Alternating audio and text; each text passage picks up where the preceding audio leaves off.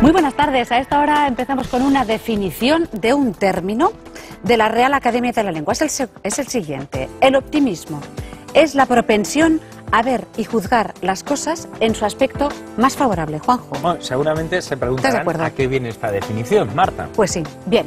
Esta definición es en para todos lados, a pesar de los tiempos, la que queremos dedicar a unos minutos a tomarse las cosas, a esta manera de tomarse las cosas, sí, al optimismo. Efectivamente, porque aunque parezca que no, hay razones para el optimismo que nos mantiene ilusionados, despiertos, con proyectos y motivación en nuestro día a día.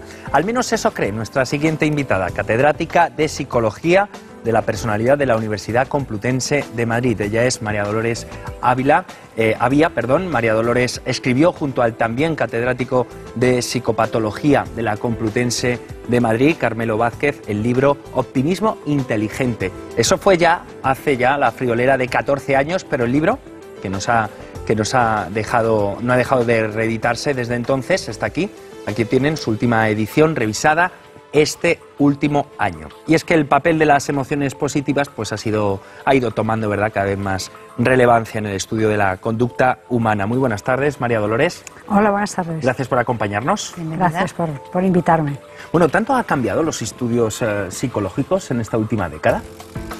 Pues ha cambiado, bueno, el progreso de la psicología va muy deprisa y en esta década han pasado pues muchos cambios que han sido interesantes, pero uno de ellos ha sido precisamente el prestar más atención a todos estos aspectos que nosotros recogíamos en este libro cuando lo empezamos a editar, que fue en el año 97, pero hemos tenido que hacer una edición nueva porque han surgido muchas nuevas investigaciones que no solamente no contradicen lo que nosotros decíamos ahí, sino que lo apoyan, y ahora mismo tenemos muchos más aspectos que contar. Entonces acaba de salir esta edición que está totalmente revisada y añade muchos datos a los que ya teníamos entonces. O sea que es cierto que anteriormente quizás la psicología estudiaba o se centraba más en el estudio de los aspectos negativos del individuo. Bueno, no hablé en pasado, anteriormente y ahora.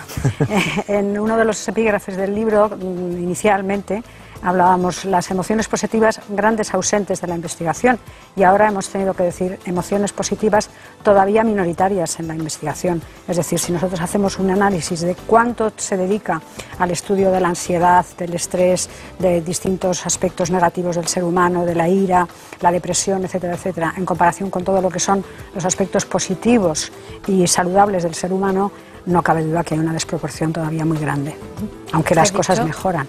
Usted ha dicho aspectos saludables. ¿Es sí, verdad que realmente protegen contra la enfermedad mental o contra otras enfermedades? El ser positivo, la perseverancia, la valentía, la esperanza.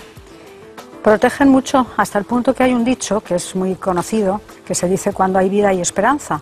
Y nosotros hemos preferido decir al contrario: cuando hay esperanza hay vida. Es decir, uno de los aspectos que más hacen que la gente no quiera vivir, incluso que algunas personas se quiten la vida, es la ausencia de esperanza, la ausencia de futuro.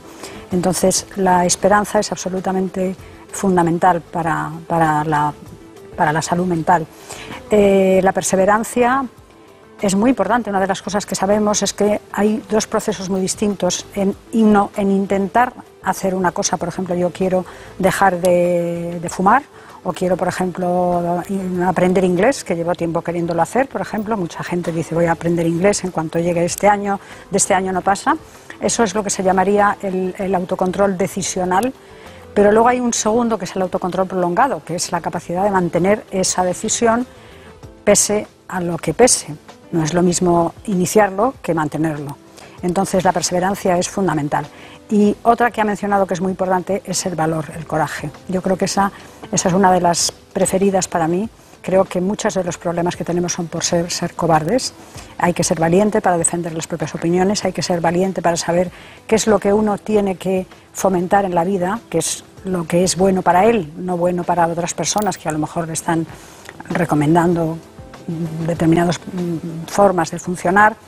Y yo añadiría una cosa: cuando una persona necesita apoyo psicológico, cuando una persona necesita ayuda, yo creo que hay que ser valiente para saber recibirla.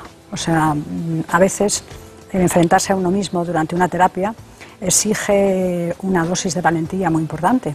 Dejarse. ¿no? En estos años dejarse ayudar. Pero a ver, en estos años han aparecido un montón de libros de autoayuda, bueno, pues que hablan del optimismo, como si uno estuviera obligado a ser optimista, como si fuera una moda. Pero a ver, en realidad hay muchas cosas que no dependen de nosotros y con las que no podemos ser optimistas por mucho que queramos, ¿no? Afrontarlas realmente ayuda a cambiarlas, ayuda a blindarse, porque llega un momento que quizá uno está bastante colapsado, ¿no? Bueno, yo creo que en general en la ciencia y en general en la vida pasan estos procesos pendulares, de o bien no haces caso a una cosa o bien todo es eso, lo más importante, ¿no?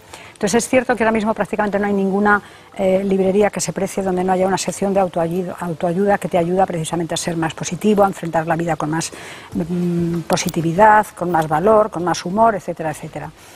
La mayoría de las veces esos libros no ayudan nada. Estos te dicen lo que quieres oír y sin embargo no son realmente libros de ayuda. Y sobre todo están alejados muchas veces de los libros de psicología científica. Entonces yo tengo mucho interés en decir que esto que nosotros presentamos no es un libro de autoayuda, es un ensayo que te pone al alcance de personas que no tienen por qué ser necesariamente expertas en psicología, pues los resultados de la investigación más reciente sobre todos estos temas, ¿no?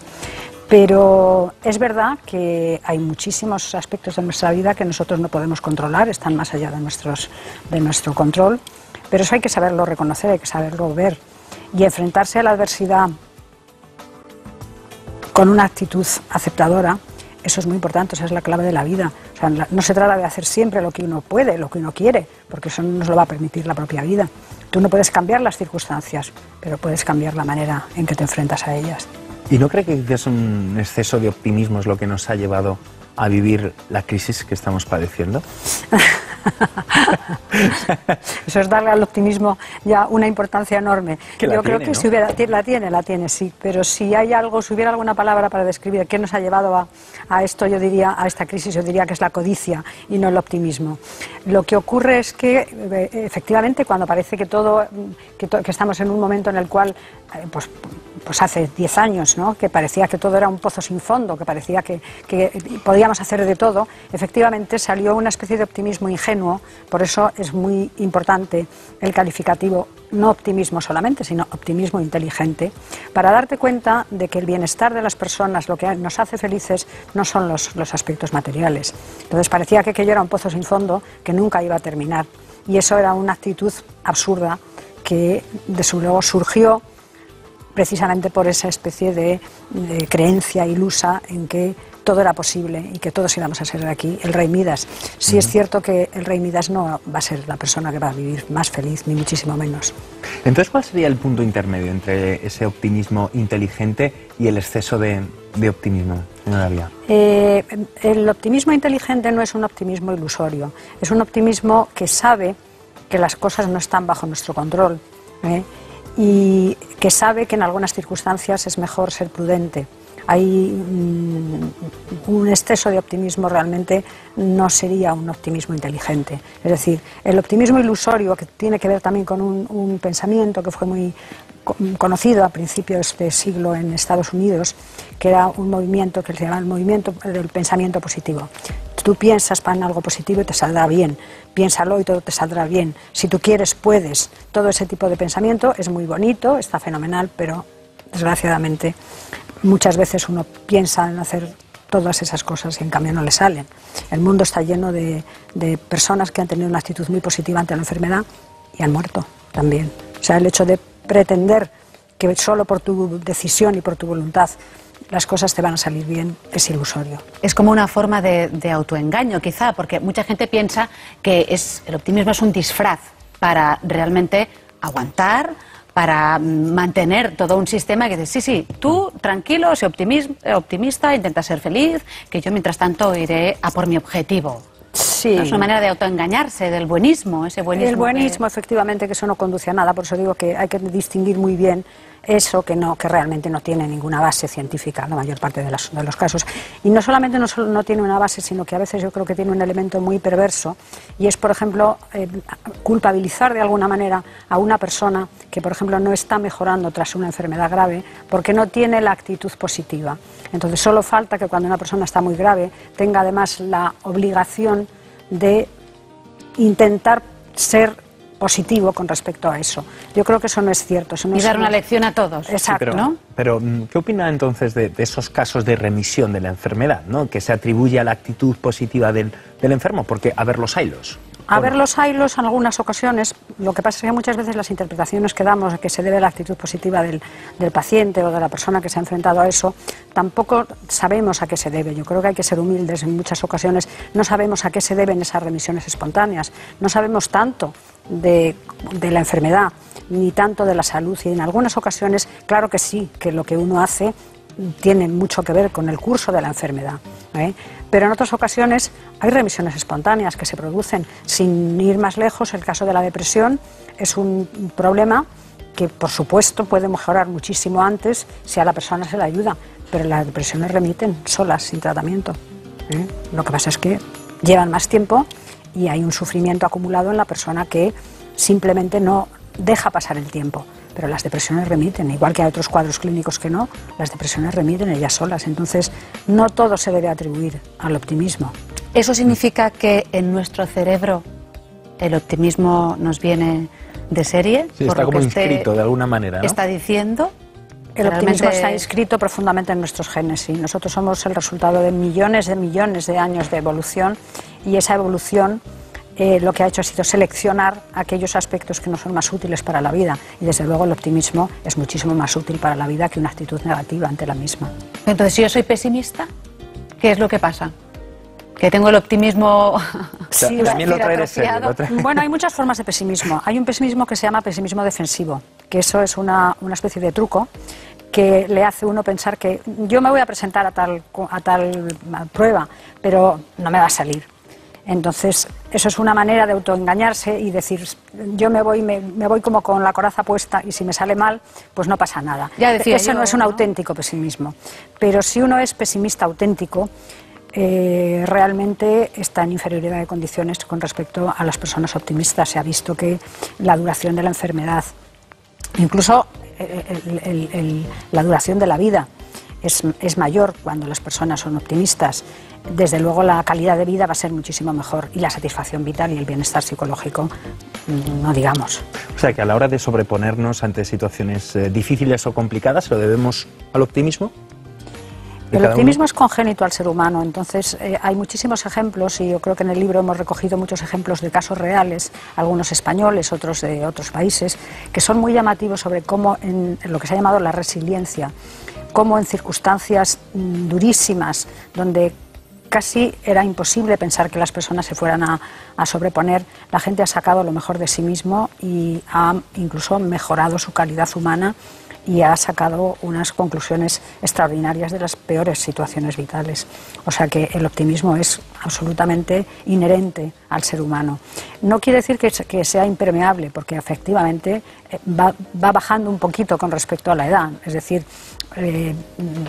si tú tienes una serie de expectativas y no se te cumplen, pues eso no quiere decir que las vayas a mantener contra viento y marea. Pero las personas muy mayores son muy optimistas también. No son optimistas solamente las personas que están sanas, ni muchísimo menos, y las personas que son jóvenes y las personas que son guapas. No tienen nada que ver con esas variables. ¿Se puede medir de alguna manera el optimismo? Claro, claro. Desde hace mucho tiempo ya tenemos bastantes escalas. Ahí nosotros hemos recogido las más conocidas, que están traducidas y adaptadas al español, porque una de las primeras cuestiones que tiene que hacer todo el que se dedique al optimismo es primero valorar cómo es el optimismo en las personas con las que estemos trabajando, y después ver si, en función de determinados procedimientos que se están haciendo, por ejemplo, por intentar mejorar el optimismo, sube o baja esa medida de optimismo. O sea que claro que se puede medir. Pues nosotros lo dejamos aquí arriba, podríamos decir. Con mucho optimismo. Sí, le agradecemos a la señora Avia, bueno, pues esta carga positiva, extra positiva de optimismo que nos ha dado hoy aquí en Para Todos Lados, que por cierto nos viene fenomenal para empezar la semana.